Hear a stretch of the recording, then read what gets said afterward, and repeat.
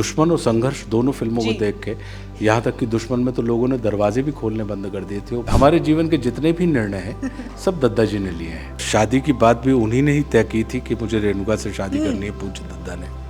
ये हमारे लिए बड़े आनंद का विषय है, बहुत आनंद का विषय है कि हम दोनों एक दूसरे से रूठते नहीं हैं, हम लड़ते नहीं हैं। दुनिया की सारी समस्याओं का समाधान आपको मिल जाएगा यदि आप संवाद की शक्ति में विश्वास करते हैं तो। और जो सुलझाई ना जा सके वो समस्या नहीं होती, वो सच्चाई होती है। और सच्चाई को सुलझाया नहीं जाता, सच्चाई के साथ सच्चाई का सामना किया जाता है, उसे समझा जाता है। These are called couple goals, guys, जो हम #couple goals इंस्टाग्राम और सोशल मीडिया पर लिखते हैं, ये होते हैं couple goals। राम का अर्थ होता है रोम रोम में प्रकाशित होने वाली चेतना, और अयोध्या का मतलब ही होता है कि जहाँ पर युद्ध नहीं होता, द्वंद्व नहीं होता। यही गोकुल है अपना, यही ब्रजधाम है अपना, यही अपना है वृंदावन, यहाँ पे श्याम है अपना। तो कबीरदास जी ने बड़ी अच्छी बात कही कि एक राम घट घट में बैठा और एक राम दशरथ का बेटा, एक राम का सकल पसारा और एक राम सबहों ते न्यारा।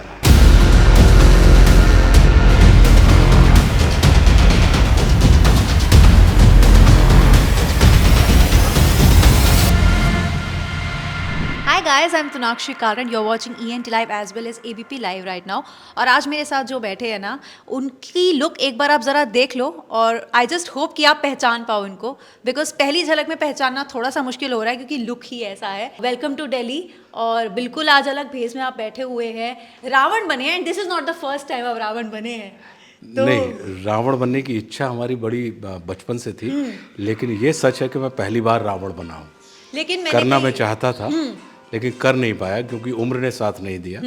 तो ये पहली बार है जब मैं हमारे राम, जो हमारा नाटक है, जो 25 जनवरी से लेकर 28 जनवरी तक दिल्ली के कमानी ऑडिटोरियम में होने वाला है, उसमें मैं रावण के किरदार को अभिनीत करने जा रहा हूँ।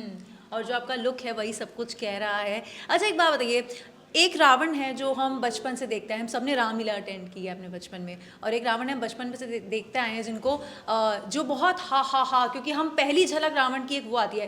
क्या इस प्ले में भी इस तरह का आपका है कोई सीन जहाँ पर वो वाली चीज़ हमें दिखेगी? मैं ये चाहता हूँ, मैं सबसे आपके माध्यम से मैं आग्रह करता हूँ कि जो लोग भी दिल्ली में हैं या दिल्ली के आसपास हैं और अगर वो आ सकते हैं तो निश्चित रूप से ये आके देखें, क्योंकि ये निर्णय तो प्रेक्षक करता है, दर्शक करता है कि कितना अलग है किरदार और कितनी अलग है प्रस्तुति। तो ये मुझे लगता है कि जब आप करेंगे और आप देखेंगे और आप हमें बताएंगे तो ये हमारे किसी भी अभिनेता या किसी भी कलाकार के लिए ये परिष्कार और प्रशंसा का कारण होता है। तो हमें सुख मिलेगा कि कोशिश है, प्रयास है, क्योंकि बहुत सारी चीज़ें होती हैं जो क्लीशे होती हैं, बिल्कुल। लेकिन हमने हमारे राम में, क्योंकि हमारा ये मानना है कि परमात्मा श्री राम जो मर्यादा पुरुषोत्तम है, उनके संपर्क में आने वाला कोई भी, चाहे वो किसी भी किस्म की ऊर्जा क्यों ना हो, वो निश्चित रूप से कहीं ना कहीं राम की उस आभा से चमकती है, गमकती है। तो आपको सुख मिलेगा, इतना हम जानते हैं।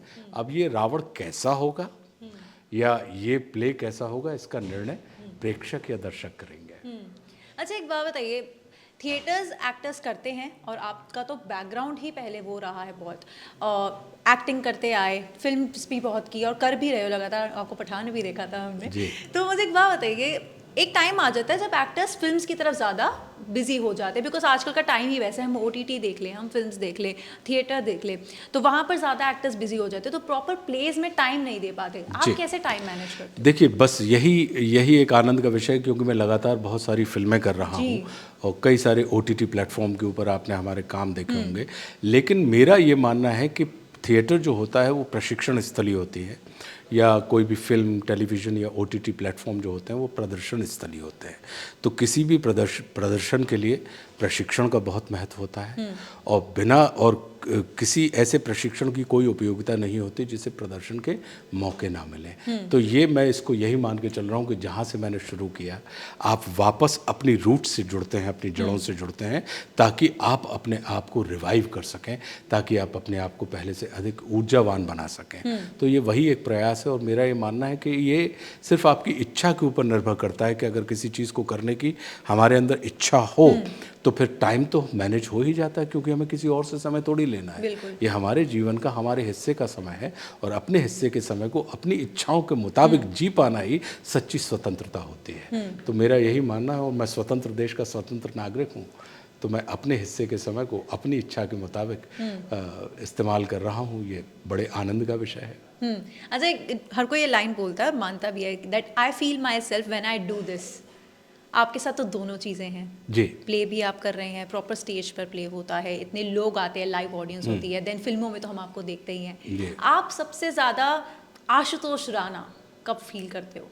अभी जब मैं आपसे बात कर रहा हूँ वो आशुतोष राणा है, बाकी जो भी तमाम चीज़ें हैं वो हमारे हिस्से के भाग हैं, चाहे वो सिनेमा हो, चाहे वो थिएटर हो, क्योंकि ये हमारा व्यवसाय है। हमारा व्यक्तित्व क्या है?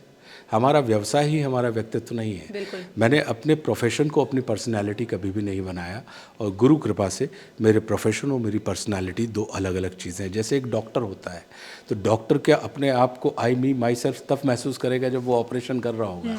नहीं, वो उसकी कुशलता है, वो उसका कौशल है, और वो उसकी स्पेशलिटी है उसमें। लेकिन उसको एक व्यक्ति के रूप में एक व्यक्तित्व अलग होता है। अगर देखें तो मैं अभिनय भी करता हूँ, अभिनय भी परमात्मा ने मुझसे करवाया। मैं थिएटर भी कर रहा हूँ, अभी 24 वर्षों के बाद मैं लौटा हूँ।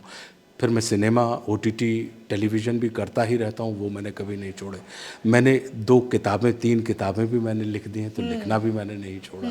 तो कहने का अर्थ ये है कि आप अपने आप को अभिव्यक्त करना चाहते हैं, और अपनी उस अभिव्यक्ति के लिए ये सारे के सारे माध्यम हैं, चाहे वो सिनेमा हो, चाहे वो थिएटर हो, चाहे वो लेखन हो, किसी भी किस्म का जो हो, ये सिर्फ आप अपनी अनुभूति को अपनी इच्छा भर जितना अभिव्यक्त कर सकते हैं उसको करने की दिशा के एक मार्ग हैं। तो उसी मार्ग को मैं इसको इस तरीके से लेता हूँ और ये मान के चलता हूँ कि भाई परमात्मा ने आपको अनुभूति दी है और अभिव्यक्त करने का दायित्व भी आपका है। तो अभिव्यक्त करने के लिए जितने भी मंच हो सकते हैं उन तमाम मंचों का इस्तेमाल व्यक्ति को अपनी पूरी क्षमता भर करना चाहिए। वही मैं कर रहा हूँ। बिल्कुल। अच्छा, राम राज्य, अभी हमने किताब की बात करी, आपने ही बताया कि उन्हें किताबें भी लिखी है, राम राज्य भी लिखी है। तो ज्ञानी तो देखिए आप हैं, एंड आप माने ना माने बट ये सच है। जो लोग आपको बहुत रिलीजियसली फॉलो करते हैं वो अच्छे से जानते हैं आपकी कविताओं के बारे में, जो आप लिखते हैं उसके बारे में। अक्सर आपकी रील्स वायरल होती है, ये भी बहुत बड़ा फैक्ट है। तो क्या यहाँ पर जब आप ये रावण का कैरेक्टर प्ले कर रहे हैं, यहाँ पर कभी कोई इनपुट्स अपनी तरफ से आप अलग से दिए हैं या दिए जाते हैं? इतनी लिबर्टी होती है वैसे? ये बिल्कुल पूरी लिबर्टी होती है कि आप लोग एक दूसरे के साथ बैठ के आपस में विचार विमर्श करें, मंथन करें, क्योंकि आप उस किसी भी चीज़ को जब आप प्रस्तुत कर रहे होते हैं तो अपनी क्षमता भर आपको जो लगता है कि नहीं ये तमाम चीज़ें हैं, तो उसमें विचार विमर्श की लिबर्टी होती है और आप इनपुट दे सकते हैं। लेकिन मानना नहीं मानना ये निश्चित रूप से निर्देशक के हाथ में होता है और राइटर के हाथ में होता है। अच्छा, एक बात बताइए, जैसे मेरा नाम आपने स्टार्टिंग में पूछा टोनाक्षी, क्योंकि अक्सर थोड़ा सा डिफरेंट नेम है। नहीं, मुझे आपका टोनाक्षी पता था, लेकिन टोनाक्षी मैंने इसलिए बोल दिया कि टोनल क्वालिटी के हिसाब से टोनाक्षी, इसलिए मैंने बोल दिया था। लेकिन ना मैं उन लोगों में से हूँ, और मोस्टली उस परसेंट लोगों में से हूँ जो 90% है बाय द वे, जिनको अपना नाम चूज करने का मौका नहीं मिला जिनके पेरेंट्स ने नाम रख दिया। और आप यकीन नहीं मानेंगे sir, I think 10th 11th के बाद जाकर मैंने पीस बनाया है अपने नाम के साथ। अच्छा, क्या अर्थ है वैसे आपके इस नाम का? मेरे नाम का मतलब है कन्विंसिंग आइज, अपीलिंग आइज। और जब मैं बहुत साल लगे मुझे, मैं पापा मेरे को हमेशा बोलती थी कि नाम रख दिया है, इतने लोग बार बार पूछते हैं नाम का मतलब मुझे अच्छा नहीं लगता, ये वो बहुत साल लग गए। लेकिन आप उन लकी लोगों में से हैं, जैसे मैंने बोला 90% लोग नहीं रख पाते नाम, आप उन 10% लकी लोगों में से जिन्होंने अपना नाम खुद रखा है। जी। तो वो कैसे हुआ? ये सौभाग्य मुझे इसलिए मिला कि हम जब छोटे थे और 3-3.25 वर्ष की उम्र तक हमारा नाम हमको घर में हमारे माता पिता, भाई बहन या हमारे यार मित्र जो भी थे वो सब राणा जी के नाम से बुलाते थे। तो जब स्कूल जाना होता है तो स्कूल में भी आपको एक नाम चाहिए होता है कि स्कूल में आप क्या नाम लिखेंगे। तो हमारे घर पे पार्थिव शिवलिंग की पूजा होती थी। श्रावण मास में मिट्टी के शिवलिंग बनाए जाते थे, उनका निर्माण होता था, फिर महारुद्राभिषेक होता था और विसर्जन होता था। तो ये पूरे श्रावण मास में चलता रहता था, प्रतिदिन का ये कार्यक्रम होता था। तो हमारे अपने माताजी और पिताजी हमें बिठा लेते थे, हम छोटे बच्चे थे। तो एक दिन जब मैं गोद में बैठा हुआ था तो उसमें एक मंत्र आता है, नारायण प्रसाद जी द्विवेदी जो पुरोहित थे हमारे गाडरवारा के, वो करवाते थे ये पूरी पूजन। तो जब आया तो उसमें ओम आशुतोषाय नमः उसमें एक नाम निकल के आया मंत्र करते समय। तो एक बाल मन की जिज्ञासा हुई कि ये इसका मतलब क्या है आशुतोष का। तो मैंने पंडित जी से पूछा कि इसका मतलब क्या है। तो पंडित जी ने कह दिया कि जल्दी से प्रसन्न होने वाला, जल्दी से खुश जो हो जाए उसको आशुतोष कहते हैं। तो मैंने कहा अच्छा। अब चूंकि महादेव शिव का पार्थिव पूजन कर रहे थे, महारुद्राभिषेक कर रहे थे, तस्वीर रखी थी रामचंद्र जी की कोपर के सामने, तो मुझे लगा कि ये इनका नाम है। तो बोले नहीं, इनका नाम नहीं है, ये इनका नाम है। तो मैंने कहा अगर इनका नाम है तो फिर आप तस्वीर इनकी क्यों रखें? तो बोले नहीं, ये जो भोले बाबा हैं, शंकर जी हैं, ये अपना ईश्वर राम को मानते हैं और जो रामचंद्र जी हैं वो अपना ईश्वर इनको मानते हैं। तो मुझे ये बात बड़ी मेरे बाल मन को बहुत अच्छी लगी और मैंने कहा कि अगर इतना अद्भुत इन दोनों का एक दूसरे के प्रति भाव है, तो मैंने अपनी माँ से कहा कि माँ मेरा आज से नाम आशुतोष होगा, मेरा नाम आशुतोष ही रखा जाए, तो आशुतोष राणा। तो उस तरीके से मेरा नाम उन्होंने आशुतोष रख दिया। उन्होंने बोला नहीं कि हमने ये सोचा हुआ है? नहीं, हर एक का अपना मन होता है। नहीं, ये हमारे घर में एक बड़ी अच्छी बात रही कि हमारे माता पिता ने अपने बच्चों को अपनी इच्छा के मुताबिक जीवन जीने की स्वतंत्रता प्रदान की और उन्होंने कहा कि भाई तुमको अपना, हमारे पिताजी ने हमें आशीर्वाद भी यही दिया था। अब देखिए आज 23 तारीख है और आज उनकी पुण्यतिथि है और कल 22 तारीख थी, कल मेरी माँ की पुण्यतिथि थी। तो उन्होंने मुझे आशीर्वाद ही देते थे वो कि किसी और के जैसे नहीं, स्वयं के जैसे बनो। तो जब स्वयं के जैसा बनने की बात है तो उन्होंने जिम्मेदारी बच्चे के ऊपर डाल दी कि अब तुमको स्वयं क्या हो ये जानने की जवाबदारी तुम्हारी है और उसको जानते हुए स्वयं के जैसे बनो, किसी अन्य के जैसे मत बनो, क्योंकि परमात्मा ने इस जगत में प्रत्येक व्यक्ति को अलग अलग बनाया हुआ है, कोई किसी के जैसा नहीं है। तो इस नाते ये एक सौभाग्य हुआ कि उन्होंने कभी टोका नहीं किसी चीज़ के लिए। या अभिनय के क्षेत्र में भी जब आने लगे तो उनका यही कहना था कि अगर तुम्हारा मन है तो अपने पैशन को अपना प्रोफेशन बनाओ, अगर तुम ज़िंदगी में प्लेजर चाहते हो तो अपने पैशन को ढूंढो। तो ये अभिनय जो है वो हमारा पैशन भी है, प्रोफेशन भी है और हमारा एजुकेशन भी है। मैं नेशनल स्कूल ऑफ ड्रामा से पास आउट भी हूँ। तो अगर देखा जाए तो ये भी 10% लोगों में ही हूँ कि जिसका पैशन, प्रोफेशन और एजुकेशन एक ही है। अन्यथा लोग पढ़ते कुछ और हैं, करना कुछ और चाहते हैं और करते कुछ और हैं। मैं भी हूँ, मैं साइंस स्टूडेंट हूँ और मैं मास कॉम में आई तो पहली चीज़ मुझे आज भी याद है कि मेरे मतलब कॉलेज के जो सीनियर्स होते हैं उन्होंने भी बोली साइंस लेके मास कॉम में गई तो तू आर्ट से भी आ सकती थी। तो मुझे पता ही अलग है, लेकिन उसके बाद मेरा पैशन भी यही बन गया, मेरा काम भी यही बन गया जो मैं आज एंजॉय भी करती हूँ। तो आई थिंक मैं भी सही राह पे जा रही हूँ कहीं ना कहीं। अच्छा, मैं 90s किड हूँ सर, और मेरी आपसे इस तरह से मुलाकात पहली बार हो रही है तो मैं ना रोक नहीं पा रही हूँ। एक सवाल बहुत मन में है बड़ी देर से। मैं वो 90s किड्स में से हूँ जिन्होंने संघर्ष फिल्म जब आई तो देखा भी कैरेक्टर और बहुत डरे भी। मैं बिल्कुल वो बात नहीं कर रही हूँ, मैं जेन्युइनली डरी। और ऐसा बहुत कम होता है कि कोई कैरेक्टर से आपको सच में डर लगे। वो भी एक दौर था एंड आपके करियर की one of the best performances भी रही जी, है बिल्कुल।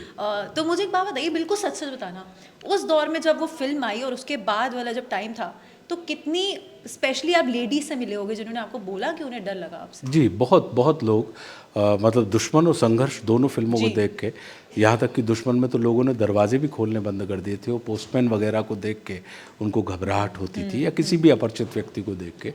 तो बहुत सारे लोगों ने हमसे कहा कि भय लगा, लेकिन जब वो व्यक्तिगत रूप से मिलते थे तो हमारी कला की और ज़्यादा इसलिए तारीफ़ करते थे कि यार व्यक्तिगत रूप से तो आप ऐसे हैं नहीं और आपने जो छोड़ा है हमारे ऊपर प्रभाव, तो इससे एक अभिनेता के अभिनय को कहीं ना कहीं अधिक प्रशस्ति प्राप्त हुई कि नहीं, ये ऐसा व्यक्ति नहीं है और इसके बाद भी इस व्यक्ति ने इस किस्म के दुर्दांत किरदारों को अंजाम दिया है रुपले पर्दे को। बिल्कुल, मतलब मैं आपसे मिल रही हूँ, मैं आपसे बात कर रही हूँ, जिस ठहराव से आप बात कर रहे हैं ना, मुझे सच में नहीं लग रहा कि मैं ये उनसे बात कर रही हूँ जिनसे मैं बचपन में डरी हूँ। एंड ये बहुत अच्छी क्वालिटी है। ये मुझे लगता है एक बहुत अच्छे एक्टर की पहचान है जी, कि वो आप एक कैरेक्टर प्ले कर रहे होते हो उस टाइम और आपका असली व्यक्तित्व बहुत अलग होता है। बिल्कुल। लेकिन एक बात बताइए, आपको आपकी लाइफ में इंस्पायर किसने किया? क्योंकि आपसे बहुत लोग इंस्पायर होते हैं, मैंने पहले बोला, बहुत सारी रील्स आपकी वायरल होती है स्पेशली इस चक्कर में, और बहुत सारे लोग एक दूसरे को शेयर कर देते हैं कि ये देखो क्या सीख दी है। आपको किसने सबसे बड़ी? मेरे जीवन के जो प्रेरणा स्रोत हैं मेरे आध्यात्मिक गुरु हैं, जिनको हम लोग पंडित श्री देव प्रभाकर जी शास्त्री उनका नाम था, हम सब लोग उनको प्रेम से दद्दा जी कहते थे। गृहस्थ संत थे और अब 2020 में उनका देहावसान हो गया। तो मेरे जीवन की जो भी प्रेरणा मुझे मिली है या जीवन की जो भी दिशा, मेरी मंजिल भी वही है, मार्ग भी वही है और मार्ग पे चलने वाले मार्गी भी वही है। तो हमारे जीवन का जो कुछ भी आप देख रहे हैं तो वो हमारे परम पूज्य गुरुदेव दद्दा जी की ही कृपा का परिणाम है। उन्हीं से मुझे प्रेरणा आज भी मिलती है और मुझे लगता है कि जीवन के अंतिम क्षण तक उन्हीं से प्रेरणा मिलती रहेगी। एक बात बताना सच्ची सच्ची, ये जिन गुरु जी की आप अभी बात कर रही है वही गुरु है ना जिन्होंने आपको शादी करने की सलाह दी थी सालों पहले? जी, हमारे जीवन के जितने भी निर्णय हैं सब दद्दा जी ने लिए हैं कि शादी कब करनी है। मुझे even national school of drama में मुझे जाना था, मैं जाना नहीं चाहता था। मेरा कहीं दूर दूर तक मुझे लग भी नहीं रहा था कि मैं मतलब मुझे अभिनय करना चाहिए एक प्रोफेशनल के तौर पे।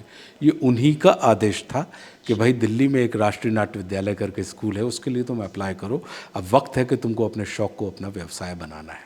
और हमने अप्लाई किया और हमारा फर्स्ट अटेम्प्ट में सिलेक्शन हो गया। तो चाहे एनएसडी जाने का निर्णय हो या जब मैं एनएसडी से पास आउट हुआ तो मुंबई आने का भी उन्हीं का आदेश था कि आपको अब दिल्ली नहीं रहना है, अब मुंबई आना है। मुंबई में महेश भट्ट नाम के निर्देशक से मिलना है, ये भी उनका ही आदेश था। तो हमारे जीवन के तो सारे के सारे जो फैसले हैं, निर्णय हैं, वो सब लेते चले गए और मैं एक निष्ठ शिष्य की भांति उनके दिए गए आदेशों को या उनके दिए गए सुझावों को अनुपालन करता रहा। और आज की तारीख में मैं देखता हूँ कि वो सारे के सारे दिशा निर्देश जो थे वो मेरे ही कल्याण के लिए थे, कल्याण के मार्ग के थे। बहुत कम लोगों को मिलते हैं ऐसे मेंटोर जी, इस बिल्कुल, तरह के। मतलब बिल्कुल। आजकल का टाइम ऐसा है ना कि लोगों के पास किसी और के लिए फुर्सत ही नहीं है, अपनी लाइफ में इतना कुछ चल रहा है। लेकिन अगर यहाँ पर आपको कोई ऐसा इंसान मिल जाए जो आपको सीख दे, सलाह दे, आपके अच्छे के लिए जेन्युइनली सोचे। मैं इसमें टोनाक्षी एक बात और कहूँगा, टोनाक्षी, कि आज की तारीख में लोगों के लिए अपने लिए ही फुर्सत नहीं है, बाकी सबके लिए फुर्सत है। ये भी है बात, है ना। ये अगर अपने लिए फुर्सत होता क्या है कि हम संसार में संसार से तो जुड़ जाते हैं लेकिन स्वयं से नहीं जुड़ पाते हैं। हम लोगों से तो दोस्ती कर लेते हैं दुनिया भर में, लेकिन अपने आप से दोस्ती नहीं कर पाते हैं। तो अपने साथ ही हम, अपने लिए ही समय नहीं है, बाकी सबके लिए हमारे पास समय है। तो मैं आपकी इस बात को काट नहीं रहा हूँ, एक अलग दृष्टि दे रहा हूँ कि अगर अपने लिए समय आप देने लगेंगे, अपने आप से जुड़ेंगे तो आप विश्वास कीजिए संसार से भी जुड़ जाएंगे। अगर आप अपने अच्छे मित्र हैं तो फिर आप जिसके भी मित्र बनेंगे सच्चे और अच्छे मित्र बनेंगे। अगर आप अपने आप को जानते हैं तो विश्वास कीजिए फिर आपसे जो भी मिलेगा आप उसको भी थोड़ा बहुत जान पाएंगे। यदि आप अपने लिए काम करते हैं तो विश्वास कीजिए फिर आप किसी अपने संपर्क में आने वाले किसी अन्य व्यक्ति के लिए भी काम करने लगेंगे। यदि आप अपने आनंद की अपेक्षा करते हैं और अपने आनंद के लिए उद्यम करते हैं तो आप विश्वास कीजिए आप जिनके भी संपर्क में आएंगे उनके भी आनंद के लिए आप उद्यम करेंगे। और बोलते हो ना ऐसे तो मोती मोती झड़ रहे हैं मुंह से। अरे आपकी बात सुनने का मन करता है। और मतलब सर हम इंटरव्यूज़ लेते हैं, मैं मानती हूँ आप बहुत सीनियर हैं, लेकिन जब मैं इंटरव्यूज़ देती हूँ ना तो यूजुअली कहता है आप बात करते करते इधर भी देख लेते हो, उधर भी देखते हो, कैमरे की तरफ भी देखते हो। लेकिन बहुत कम इंटरव्यूज़ ऐसे होते हैं जहाँ मेरी नज़र एक्टर जब बात कर रहा होता है वहाँ से नहीं हटती। तो मुझे ना वो फील हो रहा है जब आप मुझे ये चीज़ बता रहे हो, और आपने बहुत अच्छा पर्सपेक्टिव इस बात को दिया। एंड आई थिंक बहुत सारे लोग इससे अग्री करेंगे। और एक चीज़, एक जो कला है ना एक और आप में, जिससे मैं बहुत जेलस करती हूँ, बहुत सारे लोग जेलस करते हैं, वो है लिखने की कला। जी, है ना, जो पोएम्स होती है, जो आप कविताएं लिखते हैं। और रेणुका जी से एक बार मेरी बात हुई है, तो मुझे सच्ची बताइएगा कि रेणुका जी को, क्योंकि रूठना मनाना तो चलता ही रहता है, सबके साथ होता है, उनको मनाने के लिए कौन सी कविता सुनाते हो? ये मेरे लिए बड़े, अब आप बात करेंगे तो शादी की बात भी उन्हीं ने ही तय की थी कि मुझे रेणुका से शादी करनी है, पूज्य दद्दा ने। ये हमारे लिए बड़े आनंद का विषय है, बहुत आनंद का विषय है कि हम दोनों एक दूसरे से रूठते नहीं हैं, हम लड़ते नहीं हैं, हम एक दूसरे से जुड़े रहते हैं। इसके बाद भी कि हमारे ओपिनियन डिफरेंट हैं, हम दो अलग अलग लोग हैं, हमारी दृष्टियों में अलग अलग अंतर है, लेकिन इसके बाद भी हम एक यूनिट के तौर पर एक दूसरे के साथ काम करते हैं। तो जिसको हम ये कहें कि लड़ना या रूठना, हमारा इस चीज़ में विश्वास होता है कि या तो आप हमें कन्विंस कर लें या हम आपको कन्विंस कर लें, या तो हम आपकी बात मान लें या आप हमारी बात मान लें। तो जिसको आप ये कहें कि रूठना, कि बात, रूठने का मतलब होता है संवादहीनता, कि जब हमने डायलॉग ही बंद कर दिए। और मेरा विश्वास डायलॉग में है। दुनिया की सारी समस्याओं का समाधान आपको मिल जाएगा यदि आप संवाद की शक्ति में विश्वास करते हैं। तो आप संवाद स्थापित करके देखिए, आपके संसार में कभी भी कोई समस्याएं आपके जीवन में नहीं रहेंगी। क्योंकि अब जो समस्या है, संवाद के माध्यम से उसे आप सुलझा सकते हैं, और जो सुलझाई ना जा सके वो समस्या नहीं होती, वो सच्चाई होती है। और सच्चाई को सुलझाया नहीं जाता, सच्चाई के साथ सच्चाई का सामना किया जाता है, उसे समझा जाता है। तो सच्चाई को समझकर ही हम सुलझा सकते हैं। तो हम दोनों का ही इस चीज़ में अखंड विश्वास है, और ये झूठ वाली बात नहीं है। ये आप उनसे भी एकांत में कभी पूछेंगी तो आप ये पाएंगे कि हम दोनों ही कम्युनिकेशन में विश्वास रखते हैं, कि कनेक्टिविटी का पहला ही सूत्र है कम्युनिकेट करना। तो जब आप कम्युनिकेट करते हैं, संवाद करते हैं, तो आप कनेक्ट हो जाते हैं। और संवाद की दृष्टि में, अब जैसे तोनाक्षी यहाँ बैठी है, मैं यहाँ बैठा हूँ, मैं आपसे कहूँ कि मेरे सामने तो एक इलेक्ट्रिक बोर्ड लगा हुआ है और जूते रखे हुए हैं नीचे, और एक पीच कलर की वॉल है। आप ये कह सकते हैं कि आशुतोष आप झूठ बोल रहे हैं, क्योंकि यहाँ तो 3-4 आदमी बैठे हैं, जूते तो रखे ही नहीं हैं और मिरर लगे हुए हैं। अब सत्य आप भी बोल रही हैं, सत्य मैं भी बोल रहा हूँ। अब सत्य को अगर समझना है तो आपको मेरे सत्य को समझना है, तो आपको मेरे सामने नहीं, मेरे साथ में होना पड़ेगा। तो जब आप साथ में होंगे तो आप देखेंगे कि मैं जो कह रहा था वह सत्य था, और मुझे भी, मैं जैसे ही आपके साथ बैठूंगा तो मैं भी समझ जाऊंगा कि आप जो बोल रही थी वह भी सत्य है जीवन का। तो अक्सर होता क्या है कि हम कन्फ्रंट करते हैं, हम एक दूसरे के सामने खड़े होते हैं। तो जीवन की सच्चाई सामने खड़े होने पर नहीं, साथ में खड़े होने पे समझ में आती है। दिखाई तो देती है, लेकिन समझने की प्राथमिक शर्त है सामने नहीं, साथ में होना। आई होप ये जो जिस तरह से आपने समझाई है, ये बात बहुत सारे कपल्स नोट करें, बिकॉज ये एक्चुअली बहुत डीप बात है। जी बिल्कुल, कम्युनिकेशन कितना इम्पोर्टेंट है बिल्कुल, किसी भी रिलेशनशिप बिल्कुल, में। क्योंकि रूठने का मतलब ही ये होता है कि आपने किसी चीज़ को, आप उस पर चर्चा नहीं करना चाहते हैं। और मैं ये कह रहा हूँ कि संसार की सबसे बड़ी औषधि होती है चर्चा। बिल्कुल। अगर आपने चर्चा कर ली, हम और आप दो अलग अलग दुनिया के लोग हैं तोनाक्षी, लेकिन वो कब वो अलग दुनिया, जबकि और एक ही दुनिया में रह रहे हैं, लेकिन दृष्टिकोण अलग अलग है। बिल्कुल। क्यों दृष्टिकोण अलग है? क्योंकि दृष्टि का कोण अलग है। आपकी दृष्टि अलग कोण से देख रही है दुनिया, और मेरी दृष्टि अलग कोण से देख रही है दुनिया। तो हम दृष्टि की अपेक्षा दृष्टिकोणों के ऊपर अड़ जाते हैं। तो ये अड़ने का विषय नहीं है, ये जुड़ने का विषय है। क्योंकि विवाह, marriage is not a matter of change, it's a matter of exchange. ये एक दूसरे को बदलने का विषय नहीं है, ये एक दूसरे को बढ़ाने का विषय है। Very deep and very very very meaningful. इस तरह से आपने बात समझाई है, लेकिन जो मैंने आपसे पूछा था, क्योंकि मैं समझ गई कि आप उनको बनाने के लिए तो कोई कविता नहीं सुनाते, वो तो क्लियर हो गया, लेकिन कोई कविता, क्योंकि मैं आपके साथ रोज नहीं बैठती, मैं अपना जो कुछ भी लिखता हूँ, हाँ। मेरी पहली जो श्रोता होती हैं वो रेणुका जी होती हैं। अगर रामराज भी लिखी है अगर हमने, तो पहले मैंने उनको पढ़ के सुनाई। अच्छा। अगर मौन मुस्कान की मार की कोई भी व्यंग में लिखता हूँ तो पहले मैं उनको पढ़ के सुनाता हूँ।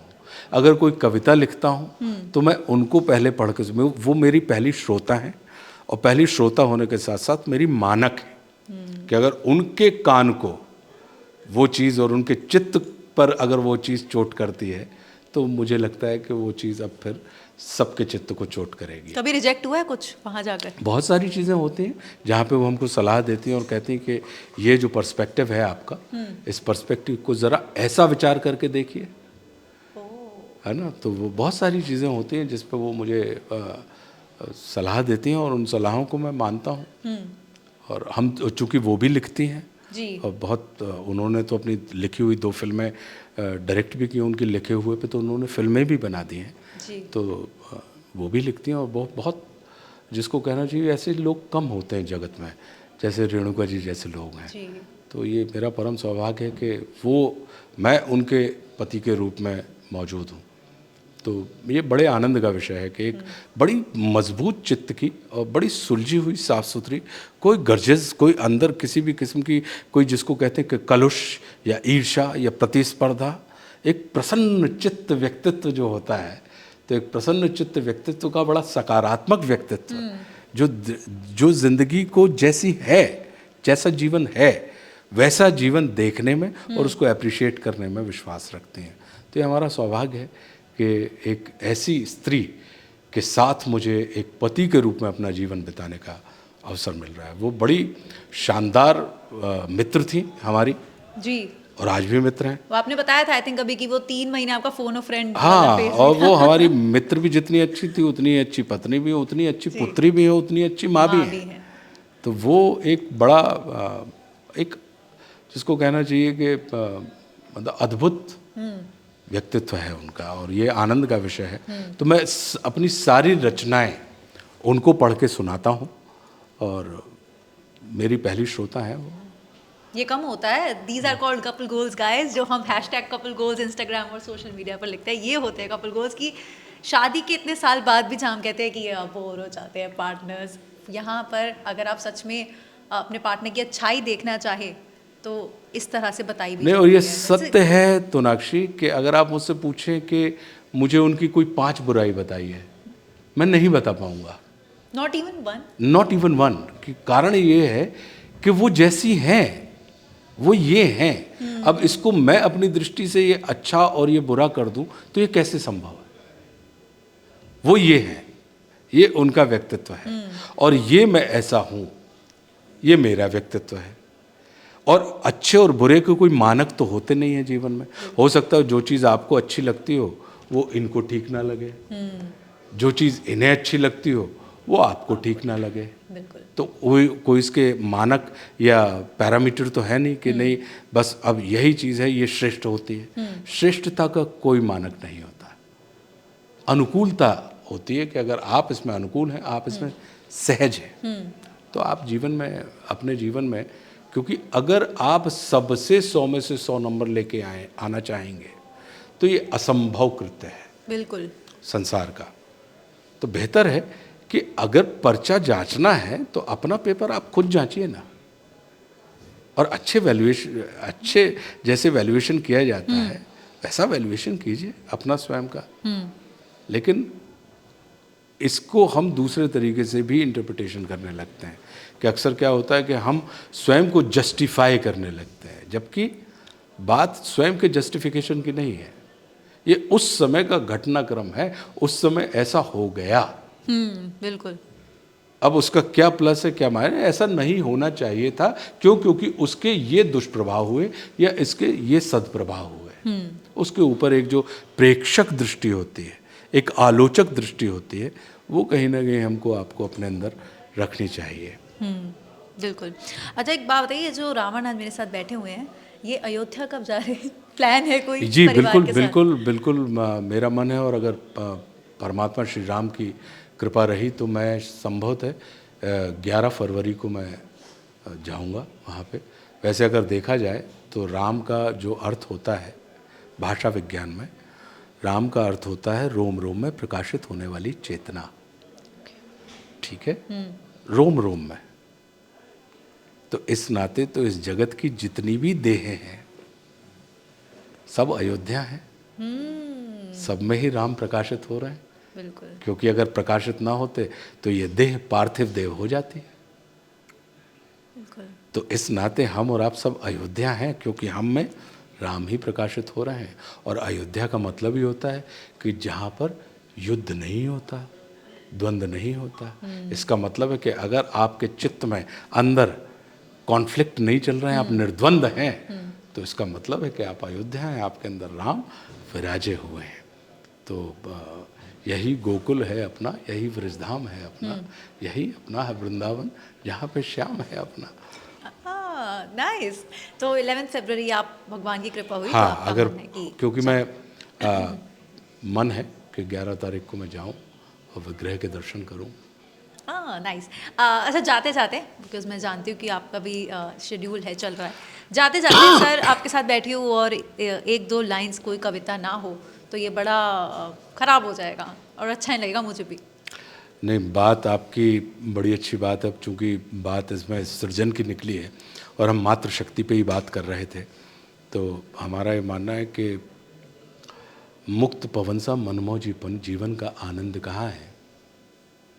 मुक्त पवन सा मनमौजीपन जीवन का आनंद कहाँ है। बेटा कहकर जहां प्यार से छाती से लिपटाती माँ है। माँ जिस पर रीझी मुख चूमा वही सलोना राम हो गया। और जिसकी अलख सवार डिठो ना लगा दिया घनश्याम हो गया। तो ये जो माँ की जो लीला होती है, मुझे लगता है तो क्योंकि माँ एक इतना चमत्कारी अस्तित्व है कि चाहे आप हो, चाहे मैं हूँ, चाहे कोई हो, सबको अपनी पूर्णता प्राप्त करने के लिए मातृत्व का, माँ का आधार ग्रहण करना पड़ता है। तो इस जगत में अगर देखा जाए, इसलिए पृथ्वी भी, संसार के सारे ग्रह पुरलिंग है, एकमात्र पृथ्वी ही है जो स्त्रीलिंग है। जी। क्यों? क्योंकि पृथ्वी ही है जिस पर जीवन है। तो जहाँ जीवन होता है वहाँ माँ होती है, स्त्री होती है। Really nice, again very deep, very thoughtful. मतलब जब आपसे बात करो तो पता चलता है कि किसी इंटेलेक्चुअल इंसान से बात कर रहे हैं, और जो हवा में बातें नहीं करते हैं, जो बोलते हैं वो फील करके बोलते हैं। तो ये मुझे लगता है सर आपकी खासियत है। बट आपने मुझे सच में इतना टाइम दिया। मुझे पता है आपका शेड्यूल कैसा है यहाँ पर और किस तरह से प्ले की तैयारियाँ चल रही है। सबसे पहले तो all the very best for the play. जो गेटअप में आप हैं वो ऑफकोर्स बहुत अच्छा है।